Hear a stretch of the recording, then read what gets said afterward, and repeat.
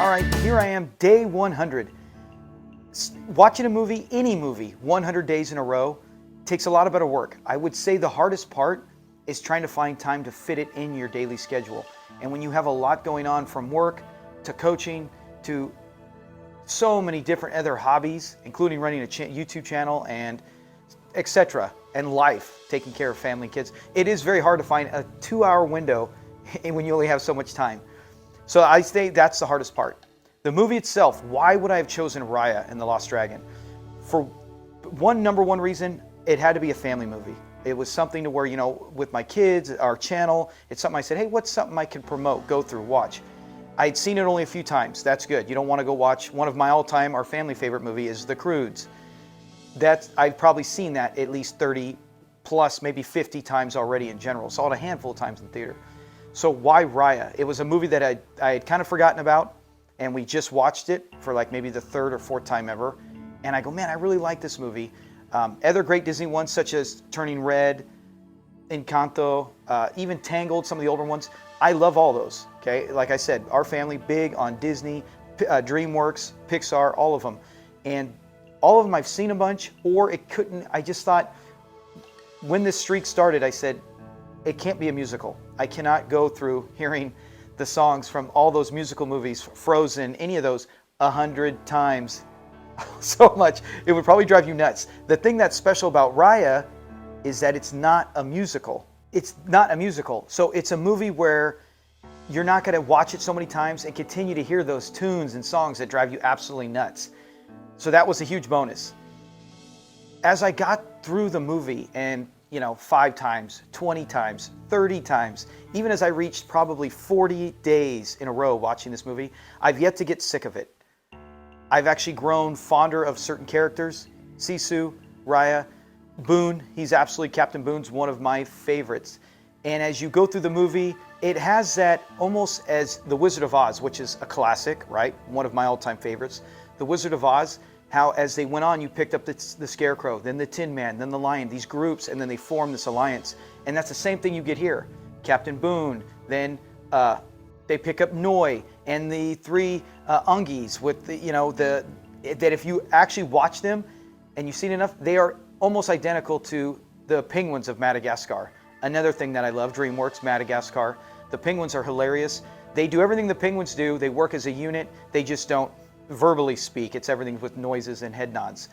And then they pick up Tong in like the Cowardly Lion, and it's just, they take that aspect, and the journey seems like it goes so fast that once you get going, it just takes off. And I've always enjoyed it. As I reach day 100, am I sick of it? No. Like I said, the hardest part is just finding time to watch it. But as a general thing overall, I've actually loved the movie. And it's funny how after so many times you start to say, well, this is the point of the movie. Well, then, no, this is the point of the movie. And then it comes to personally, what is my favorite part of the movie? What's the focal point for me? The unity that they have, the group that they form, and the bondship as it comes a representative of each nation, and then they become Kumandra again. That's, a lot of people say when I've talked to them about it, they'll say, that's the point of the movie. That is one point, but that's kind of a side aspect of it. The whole point of the movie is really Raya trying to get back what she had, and that was her father. The whole thing, that's what she wants. She even tells Sisu, hey, you know what? Anyways, I'm not going to get too much in the plot, but to me, that's what my favorite part is, the group, the unity, everything they have together. But all that, each time as I've watched it more and more, the number one thing, and my favorite part now has become, after probably about the 50th day watching in a row, from now 50 to 100, is always the embrace on the bridge. The fact that the whole movie, if you actually break it down, is the bond they have, as we saw at the beginning when they're hugging, they're hanging time together, losing her father, and the journey to get her father back. That is the movie to me. That's what's core. Being a dad of many kids, that's the heart of it to me. So when I watch it, that's what I enjoy the most. When this scene comes on, I'll tell if anyone's in the room, the kids, anything, hey, if they want to ask me something, I'll say, hey, don't talk, I'm watching this part. Because it builds up. As I watch the whole movie, this is what the climax, this is what I'm waiting for, and it always hits me. I love this part. I love the whole, I don't even know if they design it. The only thing I wish they would do is, in real life, as soon as they embrace, before you know it, Sisu's right there, and it's kind of like he stops and goes, "Oh, is that really, the dragon?"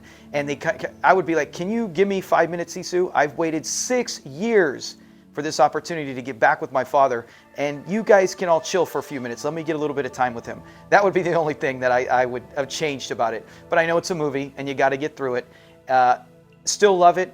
I've seen other people say when I put it on Twitter, when I talk about it on social media, people actually like that. Yeah, some people, I guess it's not the most popular. I don't know why. It was very hard to make. If you look on the making of it during COVID time, the voice actors were doing it in their bedrooms, in the closet. They'd have soundproof, sound rooms in their closets to do their voice work. So it wasn't like they were all together doing it. So it was a very tough production. It's one of the most detailed movie that I've ever focused on. I mean, I guess because I've never watched another movie 100 times. But as you go through it, as I'm going, I still got 265 more days of this. Today is the 100th day. And as you go through it, and if you ever do watch it, right after, if you've seen it 2 or 3 times, look at everything in the background. I mean, it literally looks like from the water scenes to the land, the environment, everything is living. Like I've seen other ones, like I'll use Tangled as an example, where it's beautiful, but it's bright and everything's just green, or everything's just the trees, and there's not a lot of movement. In this movie, you feel like you might see something else alive in the background. You could see the way the water, everything about it is just so detailed. They went to extra detail they did not have to. So I credit to the artists, credit to Disney, credit to the voice actors, everyone. Kelly Marie Tran, outstanding performance. So overall, it's one of my favorite Disney movies. In 100 days, I'm not sick of it yet.